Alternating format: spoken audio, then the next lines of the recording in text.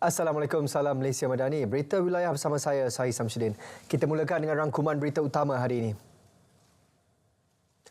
Golongan profesion teknikal juga akan diberi keutamaan dalam kajian Sistem Saraan Perkhidmatan Awam SSPA. Itu jaminan Perdana Menteri.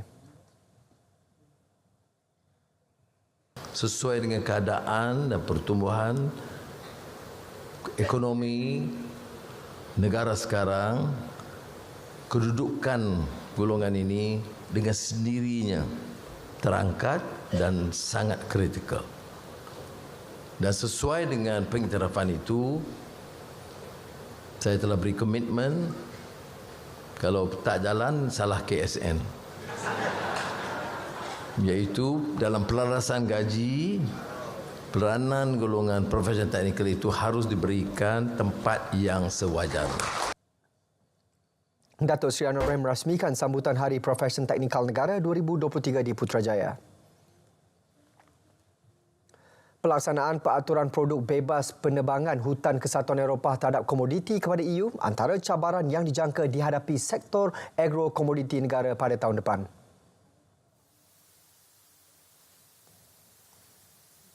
Ini menjadi cabaran pada kita di samping peraturan-peraturan baru yang perlu kita patuhi yang diperkenalkan oleh negara-negara pengimport produk-produk kita. Jadi menyedari keadaan ini, apa yang kita nak fokuskan ialah bagaimana kita nak luaskan pasaran produk-produk kita di negara-negara lain selain daripada negara yang biasa mengimport produk kita untuk kita kembangkan. Datuk Seri Fadilah menegaskan perkara itu selepas merasmikan pelancaran Hari Agro-Komoditi Negara di Putrajaya. 100% kawasan berpenduduk di Kuala Lumpur telah menerima liputan 4G setakat suku ketiga tahun ini. 100%. Namun, diakui masih terdapat kawasan yang mana kualiti perkhidmatan adalah kurang memuaskan. Keadaan ini boleh disebabkan oleh beberapa faktor termasuk kesesakan rangkaian di sesuatu tempat pada satu masa, penerimaan liputan yang kurang memuaskan disebabkan halangan seperti bangunan tinggi.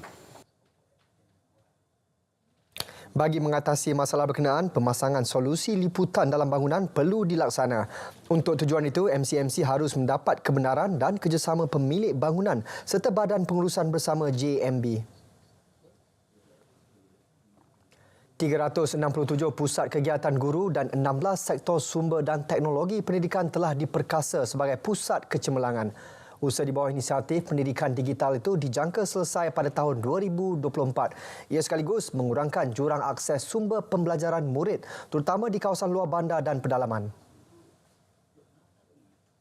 Kesemua pusat ini dibekalkan dengan peralatan dan perkakasan studio digital dan hub penghasilan digital yang boleh digunakan oleh murid dan guru bagi meningkatkan kompetensi digital, membangunkan kandungan dan melaksanakan inovasi dalam pengajaran dan pembelajaran.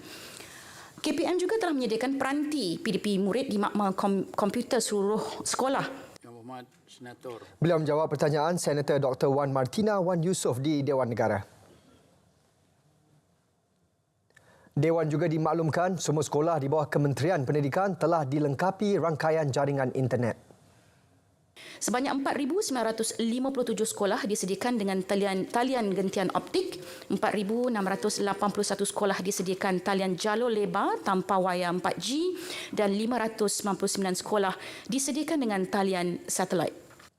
KPM melaksanakan kelas hybrid untuk 110 buah institusi pendidikan terpilih yang melibatkan 550 buah bilik darjah. Menteri Pengangkutan Anthony Loke berkata kementeriannya sedang meneliti mekanisme pemberian subsidi bagi pembelian tiket penerbangan dari Semenanjung ke Sabah dan Sarawak. Ia bagi memastikan kadar yang ditetapkan tidak meningkat terutama pada musim perayaan. Beliau turut meminta syarikat penerbangan menambah jumlah pesawat pada waktu malam bagi menambah kekerapan perjalanan. JAKIM sedang mengesan individu yang menggelar dirinya Imam Mahdi di media sosial. Menteri di Jabatan Perdana Menteri Hal Ehwal Agama, Datuk Dr. Muhammad Naim Mokhtar berkata pihaknya telah berusaha menghubungi dan memanggil individu tersebut namun gagal.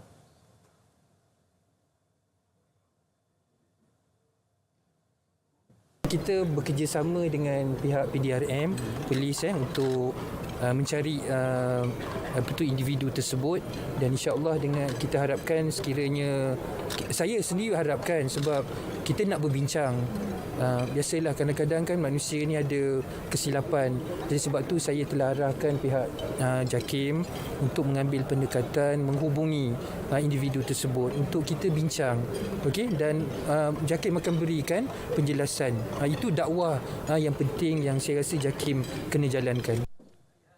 Beliau ditemui selepas merasmikan pelancaran transformasi dan perubahan Yayasan Pembangunan Ekonomi Islam Malaysia. Seorang lelaki warga asing direman seminggu bagi membantu siasatan kes penemuan mayat dalam keadaan bersimen di dalam kolah bilik mandi sebuah rumah di Pelabuhan Kelang. Pagi tadi, lelaki berusia 53 tahun itu dibawa ke kompleks Mahkamah Kelang. Polis masih mengesan dua lagi lelaki warga asing yang pernah menyewa rumah berkenaan. Mereka juga dipercayai terbabit dengan kes tersebut.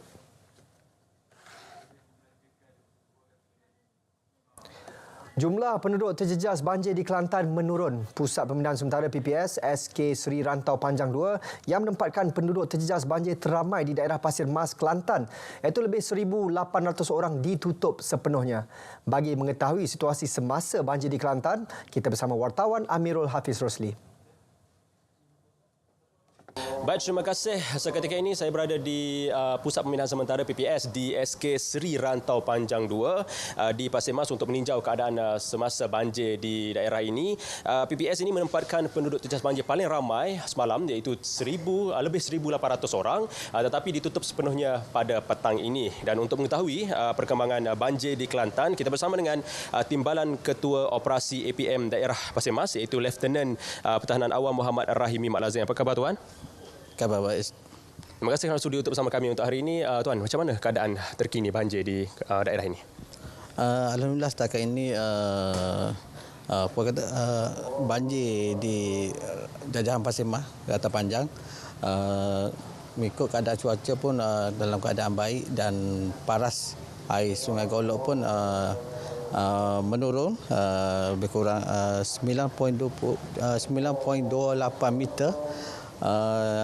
Dipanggil tren menurun lah di Sungai Golok, dan bila tren menurun bermakna air banjir pun semakin pulih lah, pulih.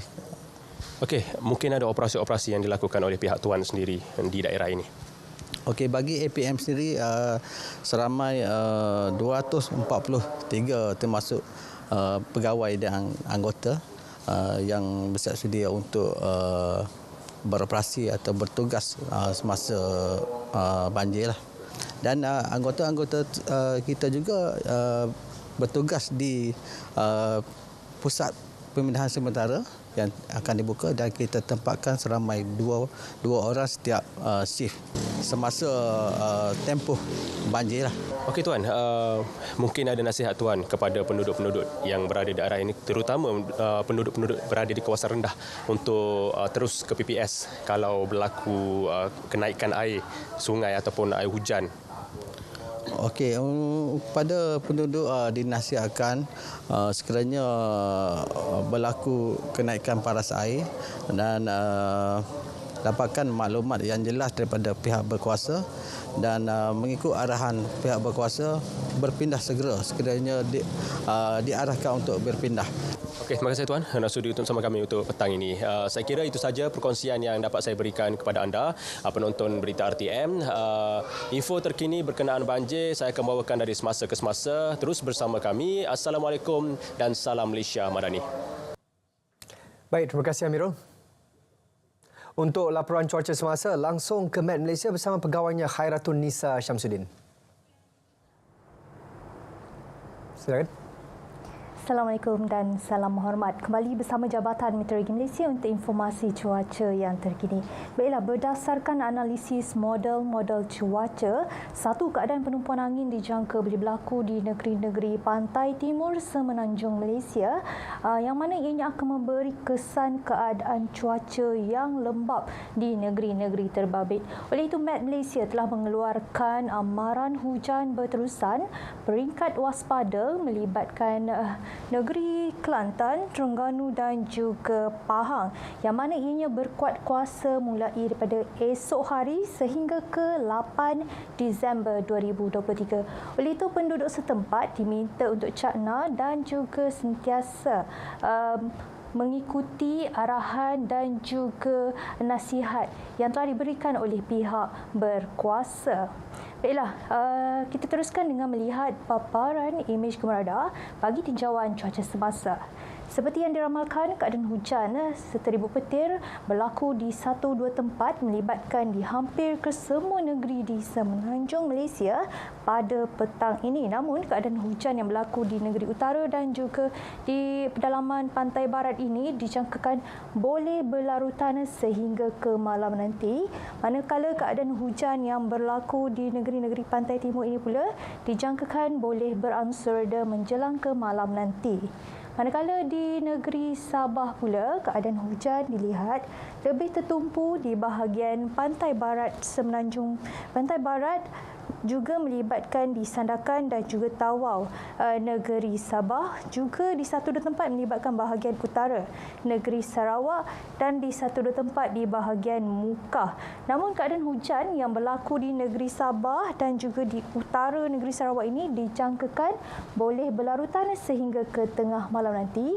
Manakala keadaan hujan yang berlaku di bahagian Mukah ini pula dijangkakan boleh beransur reda dalam tempoh masa 2 hingga ke 3 jam sahaja lagi.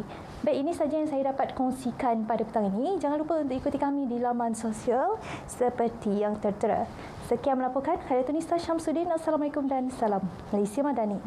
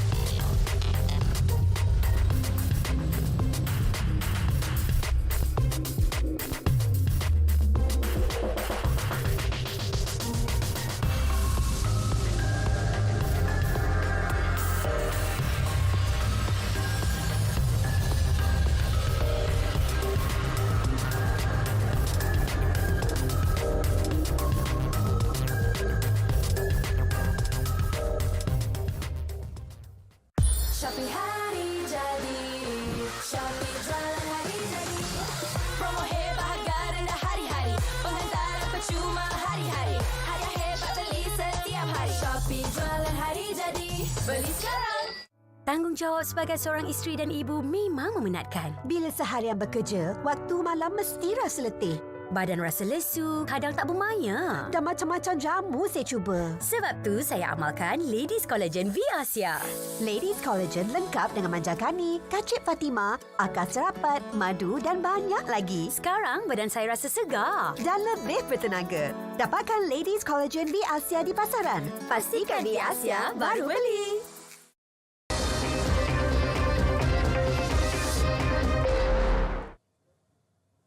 Antara fokus dari negeri di bawah bayu petang ini, Sabah mahu lebih ramai masyarakat kurang berkemampuan di negeri itu nikmati inisiatif program My Lesen tahun depan. Laporannya langsung bersama Suaran Shah di Kota Kinabalu. Silakan Suaran. Baik Sahih, kerajaan negeri mahu lebih ramai masyarakat kurang berkemampuan terutama golongan B40 di Sabah menikmati inisiatif program My Lesen tahun depan.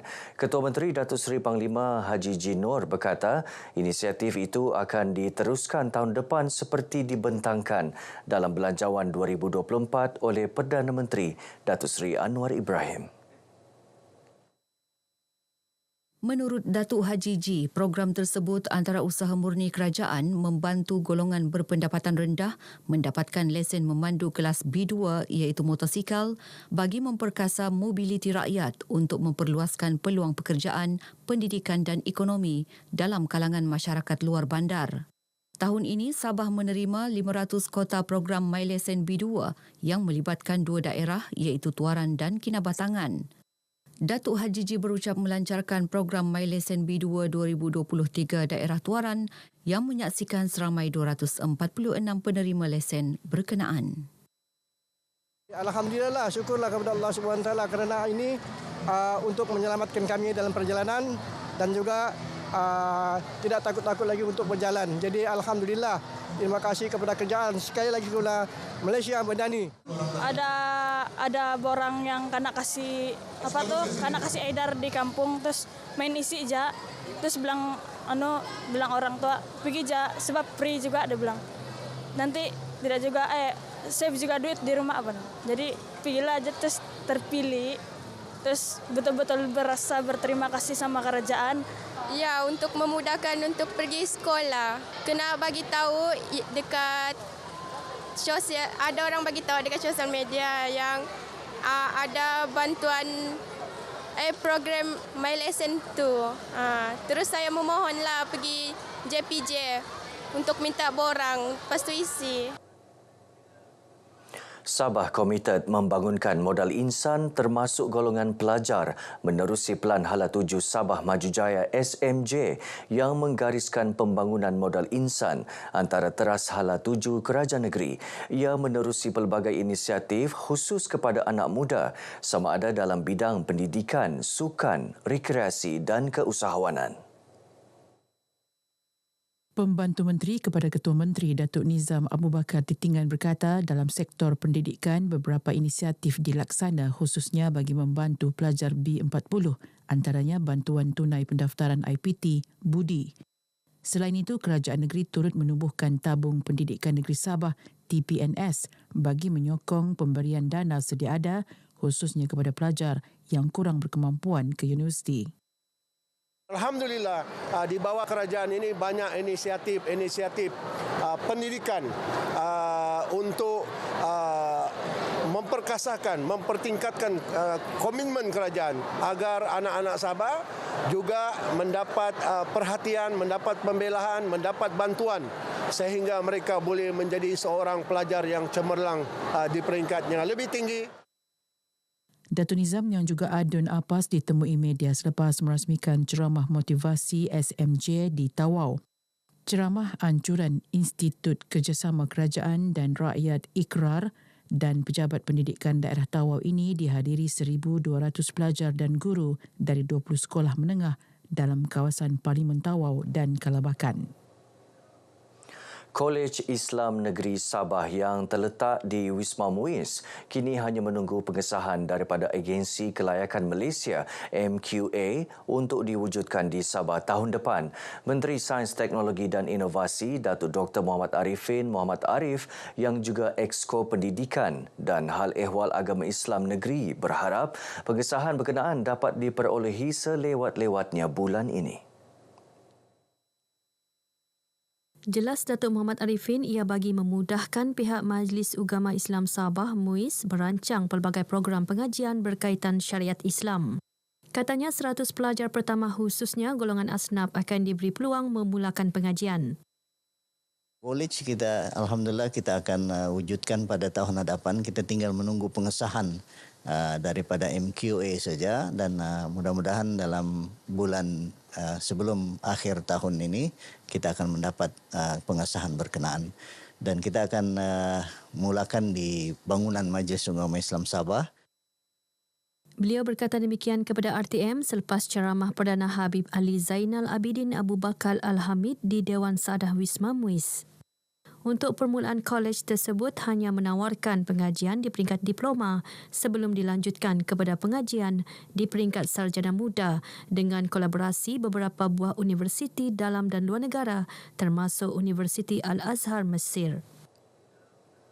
Penganjuran Beaufort Show and Meetup Siri 3 yang disertai lebih 1,000 peserta dan pengunjung dari seluruh negeri termasuk negara Brunei Darussalam di tapak tamu Pekan Beaufort mampu meningkatkan ekonomi peniaga kecil di daerah itu. Ini kerana kehadiran mereka memerlukan perkhidmatan jualan pelbagai jenis makanan dan minuman serta inap desa yang disediakan peniaga. Ketika ditemui pemberita, Adun Lumadan, Datuk Ruslan Muharram mahu peniaga mengambil peluang meningkatkan hasil pendapatan daripada sebarang program yang dilaksanakan. Para pengusaha peniaga kita telah pun mendapat limpahan daripada program ini yang pastinya yang datang itu sudah pasti memerlukan mereka memerlukan perkhidmatan makan dan minum. Dan di sinilah dan juga homestay yang ada terdapat di daerah Beaufort dan ini sudah tentu memberi peluang dan ruang kepada mereka sebagai peniaga yang mana mendapat manfaat daripada program ini. Dalam pada itu, beliau menasihatkan pemilik kenderaan yang mempunyai kepakaran mengubahsuai kenderaan agar mematuhi spesifikasi pengubahsuaian demi keselamatan diri ketika pemanduan. Lebih 400 kenderaan dipertandingkan dalam program ini. Golongan wanita kini mempunyai daya pemikiran matang dan realistik serta mampu melaksanakan pelbagai tugasan dengan baik setanding dengan golongan lelaki. Sehubungan itu, Timbalan Pengerusi Gagasan Rakyat Sabah GRS Tan Sri Pandikar Amin Mulia mahu lebih ramai wanita dilibatkan dalam pucuk pimpinan di Sabah. Menurut Tan Sri Pandikar, golongan wanita tidak seharusnya dilabel sebagai penyokong parti kelas kedua atau ketiga memandangkan usaha yang dicurahkan setaraf dengan golongan lelaki. Pucuk pimpinan JRS ini seharusnya pada pilihan raya akan datang nanti beri penghargaan kepada usaha wanita ini supaya mudah-mudahan penyertaan wanita itu daripada sudut pencalonan ataupun menjawat jawatan-jawatan yang tinggi. Beliau ditemui media selepas mewakili Ketua Menteri Datuk Seri Panglima Haji G. Nur merasmikan pelancaran jelajah wanita GRS Zon 5A Parlimen Batu Sapi dan Sandakan. Sementara itu, Ketua Wanita GRS Datuk Seri Panglima Azizah Muhammad Dun berkata, wanita GRS akan sentiasa bekerjasama dalam mengekalkan keharmonian sedia ada di negeri ini. Kita adalah parti lokal yang bergabung tenaga. Terdapat 7 parti komponen di dalam JRS. Tugas kami ialah memastikan kesemua ini bekerjasama dengan erat. Seperti kata Tan Sri tadi dalam ucapannya, dengan ikhlas. Itu adalah amat penting sekali. Because this is the first time kami work together for 7 party component in Sandakan. Thanks to Jelajah, kami memang manage to work well together. Sempena program ini turut disampaikan watikah pelantikan kepada penyelaras wanita GRS Zon 5A, Parlimen Batu Sapi dan Sandakan serta penyampaian anugerah kepada wanita GRS yang cemerlang dalam bidang diceburi. Jabatan Kesihatan Negeri Sabah akan mengadakan program sihat tanpa AIDS remaja ProStar pada tahun depan sebagai salah satu inisiatif memupuk kesedaran dan seterusnya mengekang penularan jangkitan HIV AIDS dalam kalangan remaja. Program dilaksanakan dengan kerjasama Jabatan Pendidikan Sabah dan memfokuskan pelajar tingkatan 4 di sekolah seluruh Sabah. Menurut Pengarah Kesihatan Negeri Datuk Dr. Asid Sana, inisiatif diadakan sebagai langkah proaktif mengekang golongan remaja daripada terjerumus kepada faktor risiko jangkitan HIV AIDS seperti hubungan sesama jenis yang menunjukkan tren peningkatan di Sabah sejak kebelakangan ini. Saya ada menisa data faktor risiko kejadian HIV AIDS di Sabah. Saya nampak tren homoseksual meningkat. Daripada tahun 2013 kepada tahun ini meningkat lebih 40% lah. Ya, ini amat membimbangkan. Jadi Jabatan Kesihatan mengambil inisiatif untuk menangani masalah ini dengan mengadakan program ProStar. Beliau ditemui media selepas merasmikan sambutan Hari AIDS Sedunia peringkat negeri Sabah. Dalam pada itu, Datuk Dr. Asid berkata, stigma dan diskriminasi masyarakat terhadap pesakit HIV AIDS merupakan antara penyebab utama golongan tersebut berasa terpinggir dan enggan tampil mendapatkan rawatan. Ia juga menyebabkan usaha kerajaan untuk memberikan kemudahan perkhidmatan rawatan dan penjagaan terhalang. Baik, setakat ini perkongsian dari negeri di bawah bayu. Terus ikuti lebih banyak perkembangan semasa dalam negara bersama Sahi. Dari sungai hingga ke segara, Palestin pasti merdeka. Sahi, silakan. Baik, Soran, terima kasih.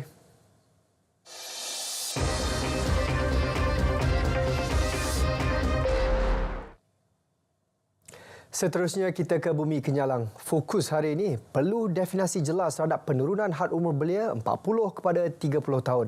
Perinciannya kita langsung saja bersama Buma Win di Kuching, Sarawak. Silakan Buma. Baik, terima kasih Sahi. Penurunan had umur belia 40 kepada 30 tahun oleh Kerajaan Persekutuan bermula Januari ini perlu definisi jelas. Menteri Belia, Sukan dan Pembangunan Usahawan Datuk Seri Haji Abdul Karim Rahman Hamzah berkata, perkara tersebut perlu diterangkan kerana ia turut menghadkan tahap umur usahawan yang memerlukan sokongan. Sarawak katanya tidak mengikut penetapan had umur baharu tersebut kerana ramai mula berjinak dalam dunia perniagaan di awal umur 30-an. Had umur baharu tersebut juga dijangka menyukarkan hasrat mereka yang berumur 30-an untuk mengakses kepada pelbagai bentuk program disediakan kerajaan sebelum ini. Datuk Seri Haji Abdul Karim berkata demikian pada majlis makan malam selamat datang Pertubuhan Belia Kebangsaan Bersatu Sarawak Seberkas Negeri Sarawak di Kuching malam tadi.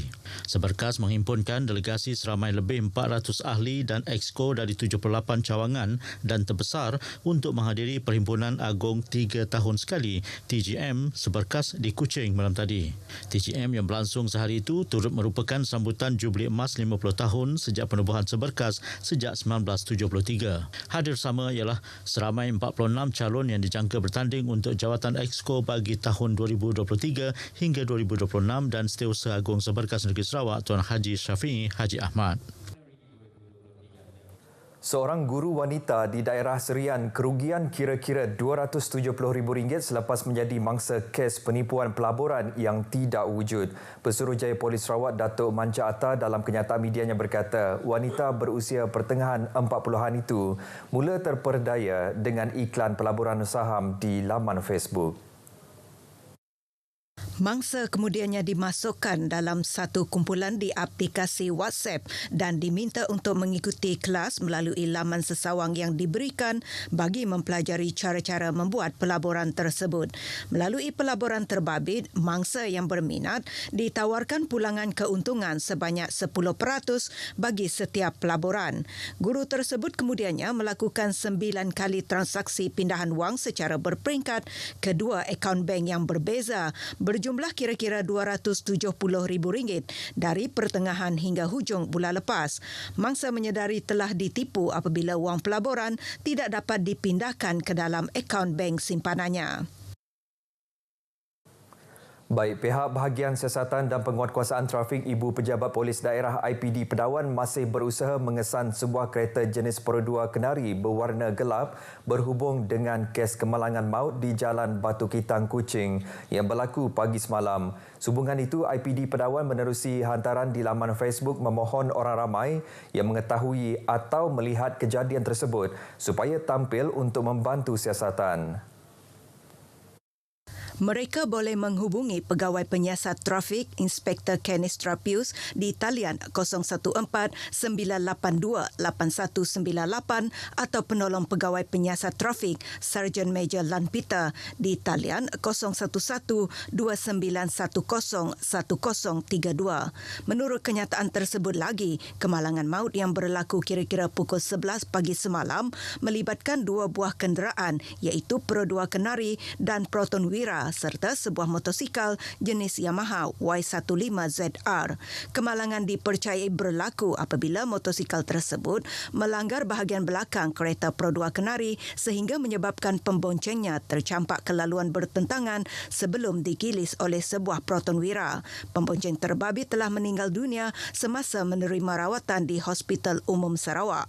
Kes disiasat di bawah Seksyen 41-1 Akta Pengangkutan Jalan 1987. Semua 382 kedai makan berlesen di kawasan Kuching Utara sudah bekerjasama dengan Dewan Bandaraya Kuching Utara DBKU untuk memastikan kebersihan tandas awam berada pada tahap maksimum dan terbaik serta sentiasa dipertingkatkan. Menurut Datuk Bandarnya Hilmi Othman, terdapat 166 premis makan tidak berlesen menyebabkan pemeriksaan tandas tidak dapat dibuat kerana tiada rekod. Justru, mereka diberi masa sehingga Mac tahun depan untuk memohon lesen dan tindakan tegas akan diambil di BKU jika penyedia makanan gagal berbuat demikian dalam tempoh tersebut. Langkah ini perlu demi kesihatan awam, terutamanya untuk menyediakan tandas selesa dan bersih kepada orang awam. Walau bagaimanapun kita menyeru pihak-pihak awam, ini bukan tanggungjawab pihak-pihak otoriti seperti di BKU dan juga pihak kesihatan di bawah Kementerian Kesihatan. Ia merupakan juga adalah tanggungjawab orang awam untuk memberi kerjasama untuk memastikan bahawa tandas awam ini terpelihara kebersihannya pada tingkat yang lebih. Beliau berkata demikian kepada pemberita selepas merasmikan seminar Hari Tandas Sedunia di BKU di Pusat Konvensyen Borneo Kuching. Jelas beliau, sehingga November tahun ini, di BKU sudah membuat 11 kali pemeriksaan setiap bulan ke atas tandas-tandas awam di bawah seliaannya. 25 tandas diberi anugerah 5 bintang, 4 bintang kepada 70 tandas, manakala 130 tandas menerima 3 bintang. Sementara itu, dalam perkembangan lain, orang awam diminta mengelak memberi makan kepada burung merpati di sekitar tebingan Kuching bagi mengelak kejadian 41 ekor burung tersebut mati disyaki akibat diracun pada Ogos lalu berulang. Datuk Bandar Dewan Bandaraya Kuching Utara DBKU Hilmi Othman berkata pihaknya sudah membuat pemeriksaan termasuk tahap kebersihan di kawasan terlibat. In the event they don't purposely try to feed, they feed it but not purposely to injure atau to poison the lovely pigeon that we have. If that is the case, I think we should avoid by giving them feeding this lovely pigeon in particular to areas. Beliau berkata demikian kepada pemberita ketika ditanya mengenai perkembangan siasatan berkenaan kematian 41 ekor burung merpati berkenaan. Terdahulu, beliau merasmikan seminar Hari Tandas Sedunia di BKU di Pusat Konvensyen Borneo Kuching. Tambah Hilmi, ia merupakan kes terpencil namun menyebabkan warga sekitar marah dan sedih. Saudara, pelajar digesa agar berebut peluang pendidikan percuma yang disediakan oleh Kerajaan Sarawak dengan belajar bersungguh-sungguh hingga berjaya agar dapat menyumbang untuk memajukan negeri ini satu hari kelak. Ahli Parlimen Batang Lupa Muhammad Shafizan Kipli berkata, Premier Sarawak Datuk Tinggi Tan Sri Abang Johari Tun Nopeng amat menekankan bidang pendidikan di mana kerajaan negeri akan menyediakan pendidikan percuma yang akan bermula pada 2026 di institusi pengajian tinggi milik Sarawak. Dalam hal ini, beliau mengingatkan ibu bapa memainkan peranan penting dalam membentuk akhlak pelajar serta menentukan keputusan cemerlang tanpa menyerahkan sepenuhnya tugas itu kepada guru di sekolah semata-mata. Tegasnya, pendidikan adalah perkara nombor 1 bagi setiap ibu bapa kerana ia dapat meningkatkan taraf kehidupan mereka sekeluarga jika anak-anak mereka berjaya hingga ke Menara Gading. Beliau berkata demikian pada Majlis Apresiasi Kecemerlangan Tingkatan 5 di SMK Bladin Pusa semalam. Muhammad Syafizan berharap agar warga pendidik di SMK Bladin dapat bersama beliau membincangkan bagaimana untuk meningkatkan mutu pendidikan di SMK Bladin bagi membolehkan keputusan cemerlang pelajar di SMK Bladin. Baik saudara, perkongsian itu tadi mengakhiri berita dari Sarawak. Dari sungai hingga ke segara, Palestin pasti merdeka. Baik, kita kembali bersama Sahi di Angkasa Puri untuk berita seterusnya. Sahi, silakan. Baik, Berman, terima kasih. Baik, kita akan berhenti berehat seketika dan akan kembali selepas ini. Shopee hari jadi, Shopee jualan hari jadi. Promo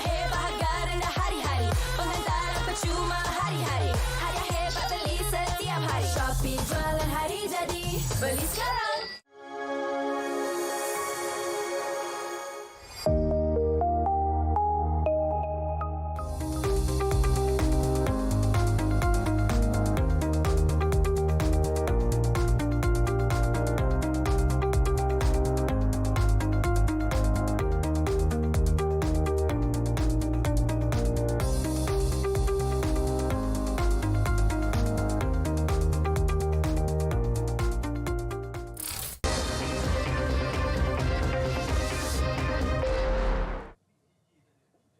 Hanya penternak yang beri komitmen tinggi dipilih menyertai projek Ladang Satelit Nasional LSN dan Pusat Feedlot Nasional NFC.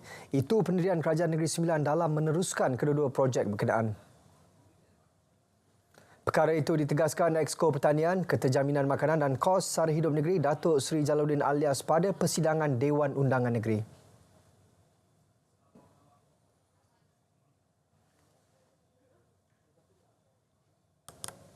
Mengenal pasti dan melantik penternak-penternak yang berkelayakan dan kompeten. Kita tak mau lagi penternak yang macam chip small. Dia ambil tanah dan lepas tu dia subkon dan sebagainya. Kali ini kerajaan negeri meneliti sepenuhnya di bawah pentadbiran Yang Berhormat Kelawang tempoh hari.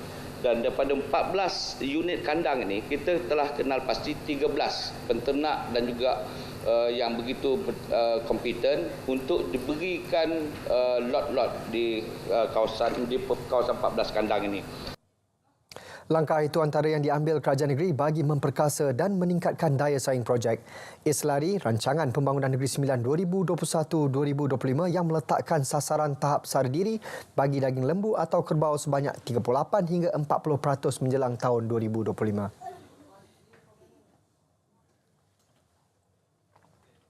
Bagi mengelak kerugian besar akibat banjir, petani di Johor disaran menghentikan sementara aktiviti penanaman sepanjang monsun Timur Laut. Sepanjang tahun dia bertani, bulan 12, 1 ni dia boleh ambil 7 tahun lah kan. Dan kita juga menggalakkan kepada petani yang memang kawasan itu banjir, cuba cari kawasan sesuai, kita akan bantu untuk dapat kawasan yang mungkin tinggi sedikit, tidak banjir. Tapi yang penting ialah mendapat sokongan daripada jabatan lah. Kita tak nak yang berkecil-kecilan tapi minta tanah besar-besar. Yang dihormati Puan Nurul Binti Ibrahim. Beliau ditemui pemberita selepas majlis penyampaian mekanisasi ladang dan bantuan bencana banjir 2023 di Keluang, Johor. 16 mini traktor diserahkan kepada 15 usahawan dan satu kelompok melibatkan kawasan seluas 151 ekar. Manakala kira-kira 2.19 juta ringgit disalurkan kepada 699 petani, penternak serta pengusaha akvakultur yang terjejas akibat banjir pada Februari dan Mac lalu. Susulan pergaduhan sekumpulan lelaki bersenjata tajam di Johor Bahru, beberapa suspek sedang diburu bagi membantu siasatan. Setakat ini, 3 sudah ditahan. Ketua Polis Daerah Johor Bahru Selatan, ACP Raub Selamat berkata suspek yang berusia 26 hingga 28 tahun dicekup di 2 lokasi berasingan. Turut dirampas antaranya sebilah parang, sebuah kenderaan dan 4 telefon bimbit. Ketiga-tiga suspek juga didapati mempunyai rekod jenayah lampau termasuk dadah. Kes disiasat mengikut Seksyen 148 Kanun Keseksaan. Juga di Johor Bahru, seorang wanita tempatan disyaki dalang sindiket pemalsuan pasport ditahan di Taman Nusa Bestari. Turut dicukup, seorang lelaki warga negara Cina disyaki orang tengah sindiket. Pengarah Jabatan Imigresen Johor, Baharudin Tahir berkata tangkapan wanita berusia 47 tahun dan lelaki 34 tahun itu susulan risikan selama 2 minggu. Sindiket pemalsuan pasport negara Cina itu dipercayai aktif sejak 3 bulan lalu. Turut dirampas 5 pasport negara Cina dan wang tunai RM12,100. Sebuah kenderaan juga disita. Sindiket dipercayai meletakkan harga RM400 hingga RM500 bagi setiap pasport yang diproses.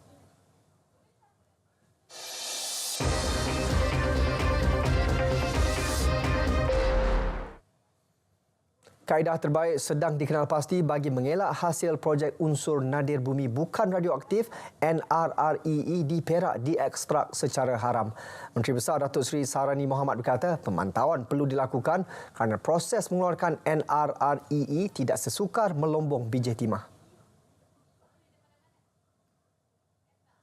kita sedang memantau dan kita akan membina membangunkan langkah-langkah untuk mengesahkan perbuatan-perbuatan yang telah dilakukan ini, langkah untuk menghalang daripada mereka mengekspor secara penyiaran yang tidak betul, dan juga langkah-langkah keselamatan yang akan melibatkan undang-undang dan juga hukum, supaya kita boleh mengambil tindakan kepada mereka, menghukum mereka kerana perbuatan itu adalah perbuatan yang tidak bermoral dan boleh merugikan negara.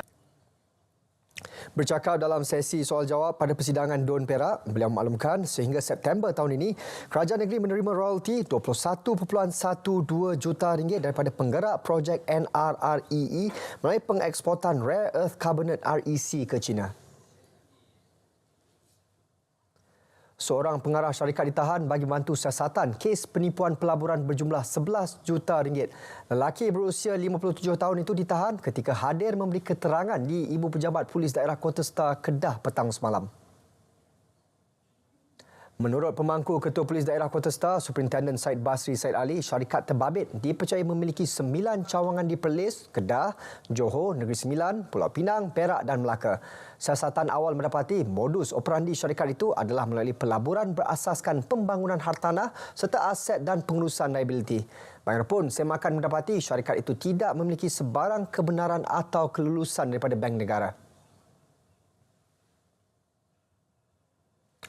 Program jualan agro madani terus menjadi pilihan rakyat mendapatkan barangan keperluan harian. Perinciannya langsung bersama Ahmad Noor Iqbal Arif Yaakob di studio RTM Kanga. Baik, terima kasih Sahi. Lebih 50,000 penduduk di Perlis menerima manfaat daripada 157 program jualan agro madani anjuran Lembaga Pemasaran Pertanian Persekutuan Fama Negeri.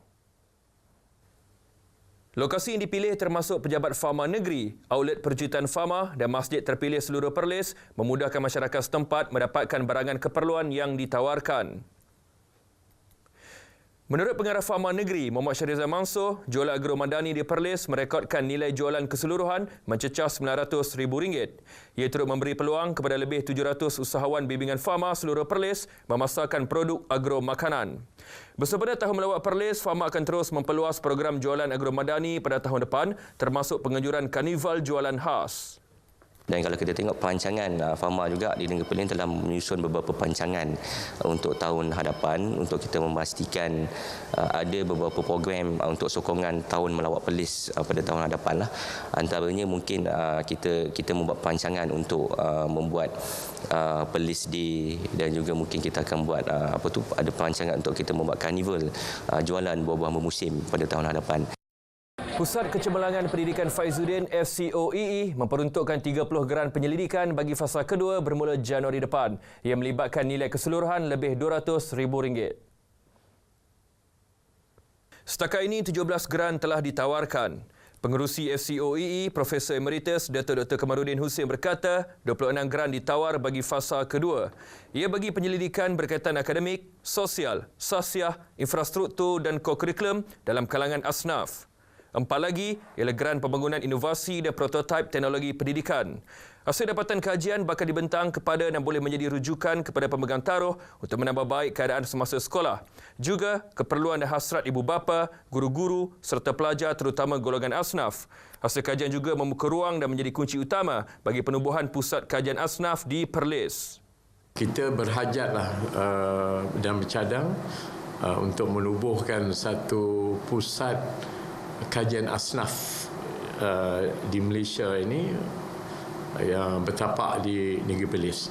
Kerana saya percaya kalau kita dapat membangunkan asnaf keluarganya tentang pendidikan dan kita dapat membantu mereka lah, anak-anak yang susah yang masuk dalam kategori fakir, miskin ya. Ibu bapa atau keluarga asnaf diharap terus bekerjasama dengan pihak FCOEE dan sentiasa peka dengan maklumat serta informasi yang disampaikan.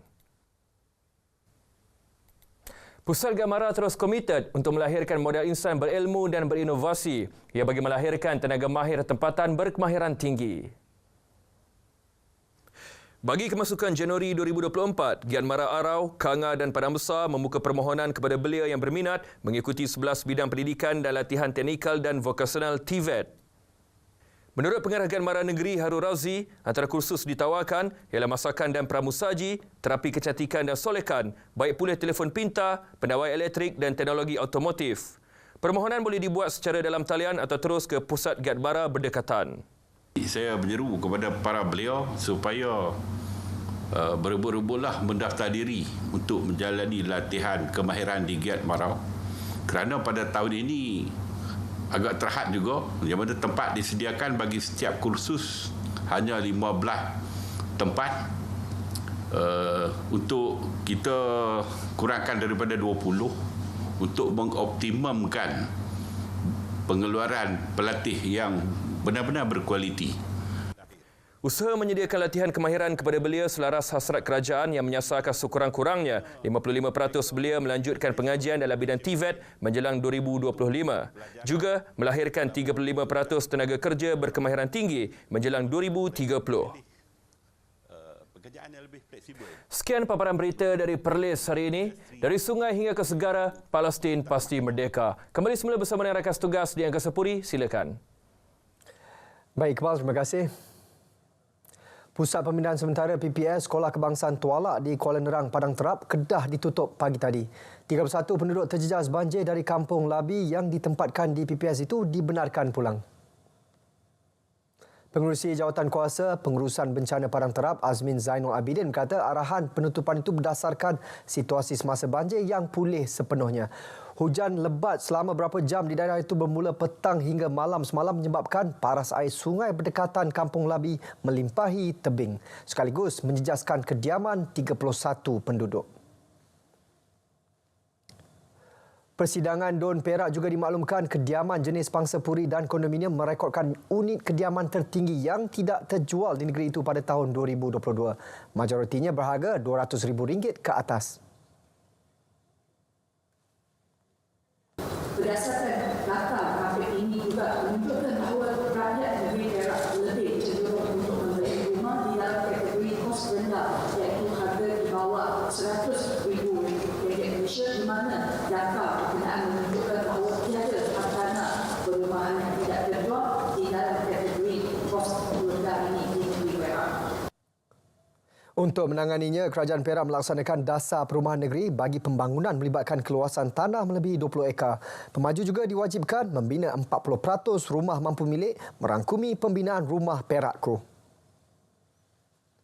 Kejohanan tenis remaja antarabangsa Tuanku Said Putra Perlis Milo ke-41, 10 negara memeriahkan festival berkenaan yang berlangsung selama 5 hari bermula semalam. 95 pemain luar negara dari Thailand, Singapura, Tajikistan, UAE, Uzbekistan, India, Indonesia, Korea Selatan, Mongolia dan Filipina bertanding.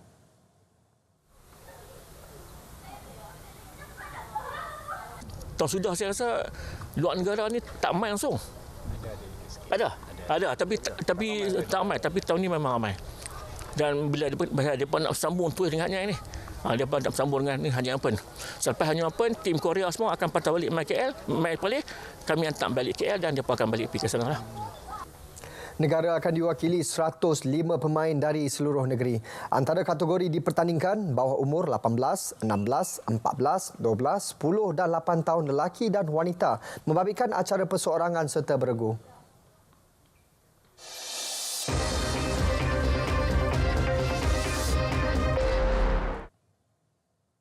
Draft Rang Undang-Undang Majlis Media Malaysia kini pada fasa akhir. Menteri Komunikasi dan Digital Fahmi Fadil maklumkan ia dijangka dibentang di Parlimen tahun depan. Kita baru terima maklum balas daripada pasukan ataupun jawatan kuasa Pro-Tem dan ini akan disusuli. InsyaAllah kita akan bawa ke Parlimen tahun depan. Sama ada mesyuarat pertama ataupun kedua, tapi masa yang sama saya insya-Allah minta supaya pihak Perkeso meneliti isu stringer untuk pastikan kawan-kawan kita yang berkhidmat menjadi wartawan tapi bukan permanent, tapi mereka lebih stringer. Sekarang ni pun kita tahu permanent part time Ya, jadi kita nak pastikan keselamatan sosial bagi mereka termasuk EPF dan SOKSO ni terjamin.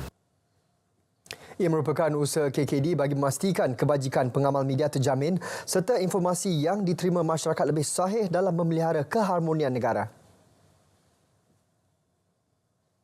Kementerian Komunikasi dan Digital KKD antara 26 kementerian yang bakal memeriahkan sambutan setahun Kerajaan Madani dari 8 hingga 10 Disember di pekarangan Stadium Bukit Jalil. Antara agensi di bawah KKD yang turut menawarkan perkhidmatan ialah Suruhanjaya Komunikasi dan Multimedia Malaysia, Finas dan RTM.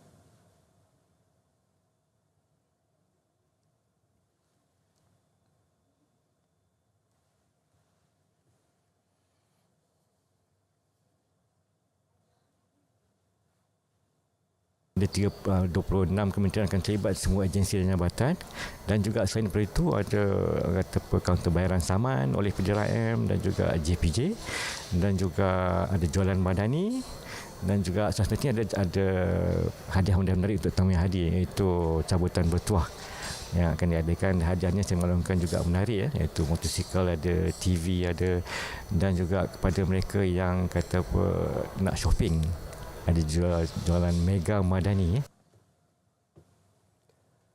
Pernah mengalami kegagalan namun tidak patah semangat untuk berjaya dalam bidang pertanian. Wartawan Samsia Samsi berkongsi kisah seorang anak muda gigih dari Selangor sempena sambutan Hari Tanah Sedunia. 2015 menjadi titik tolak buat John Hans Ooi, 34 tahun, berjinak-jinak dengan dunia pertanian.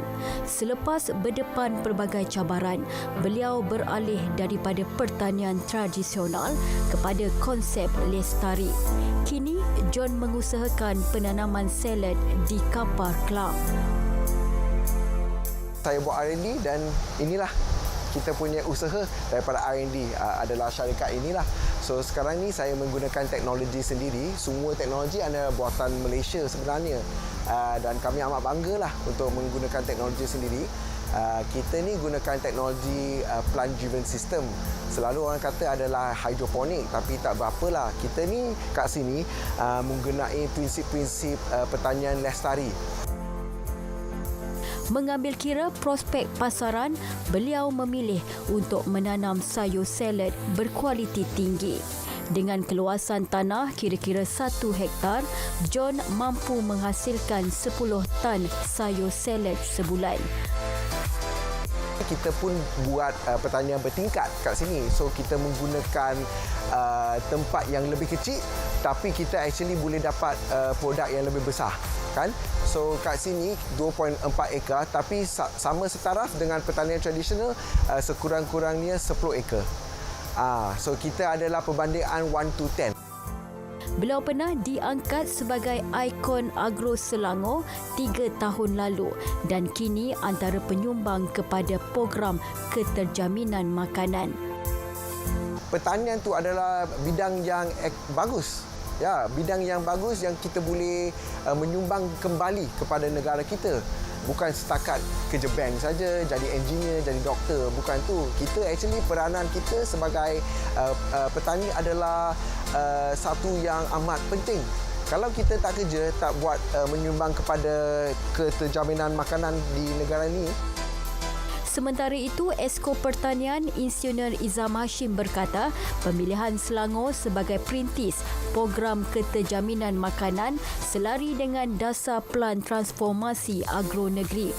Dan kaedah pertanian moden menjadi salah satu asas penting dalam dasar berkenaan. Moden ni makna macam inilah ni contoh ni. Tempat kecil tapi hasil tinggi. Dan produk bernilai tinggi. Kita tengok salad-salad ni semua ini yang bernilai tinggi. Supaya kita maksimalkan penggunaan tanah dalam masa sama memberi pulangan yang baik, anak muda dia minat. Pertanian bernilai tinggi, rantaian bekalan makanan lengkap, pembangunan agropono dan pelancongan agro turut menjadi asas bagi keterjaminan makanan rakyat. Pemeliharaan tanah pertanian bagi menghasilkan sumber makanan negara adalah sangat penting supaya kelangsungan dan juga keterjaminan sumber makanan negara ini berkekalan selama yang mungkin. Samsia Samsi, RTM.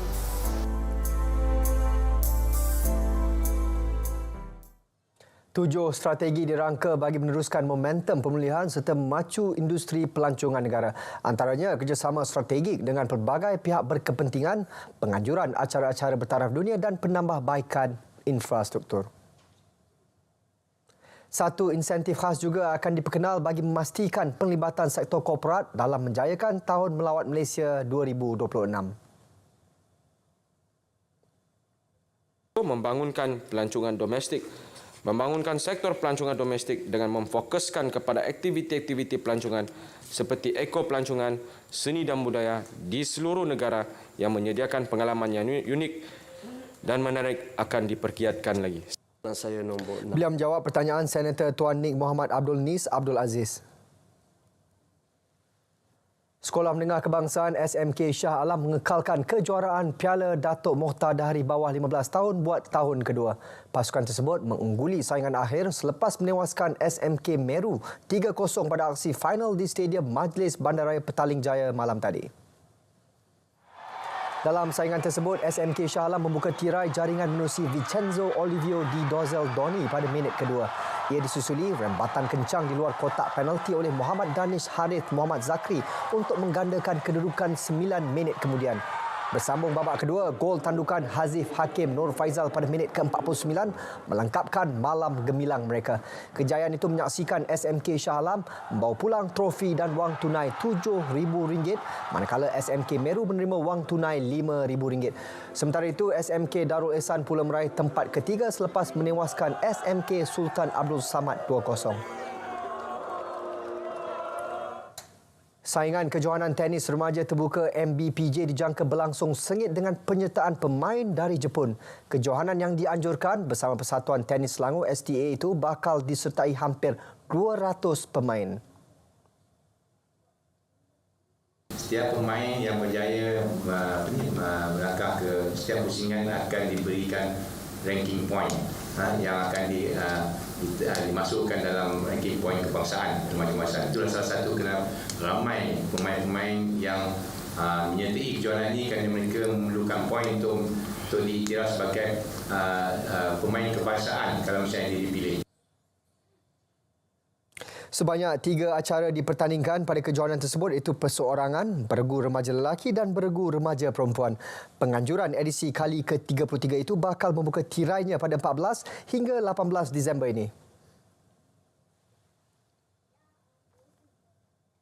Berita wilayah berakhir di sini. Dari sungai ke segara, Palestin pasti merdeka. Malaysia Madani, tekad perpaduan penuhi harapan.